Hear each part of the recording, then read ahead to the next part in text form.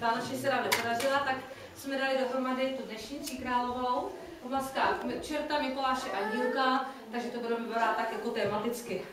Vítáme vás a bavte se s námi příjemně.